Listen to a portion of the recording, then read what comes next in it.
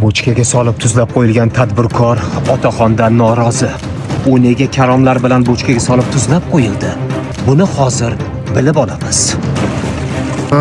Karom olgani magazinga chiqib ketuvdim. Kezam, uyimda kastim shimli odam o'tiribdi. Ke bolam nima bo'ldi desam, uyingizni bizamiz deydi. O'rniga deydi 16 etajli dom quramiz deydi. Aha, keyinchi Sizga deydi 16-etajdan deydi bir xonali dom beramiz deydi. mana shu paytda otaxonni fig'oni falakka chiqadi va asaplarini jilolay olmaydi. 15 sotuli uyimni bizarmishdi. 16-etajdan menga bir xonali dom berarmish. Siz unga nima dedingiz? Menga qara dedim-da. Shu otamdan qolgan 15 sotuli yerni shu domingga berib qo'yamanmi dedim. Qurishingga dedim. Demak, shu karomni oldim deb boshiga qarab, Biz otaxondan mana shu zarbani bizga ham ko'rsatib bera olasizmi deganimizda otaxon bajonidir rozi bo'ldilar. Voy bilat. Shoh ham negativlar singari bizga xalaqit beryapti.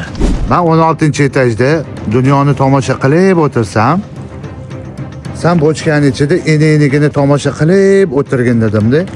Men shu karom bilan boshiga qarab soldim. Mana shu paytda hushidan ketgan tadbirkorni otaxon ko'taradi va bochkaga solib, karom bilan qo'shib tuzlab qo'yadi.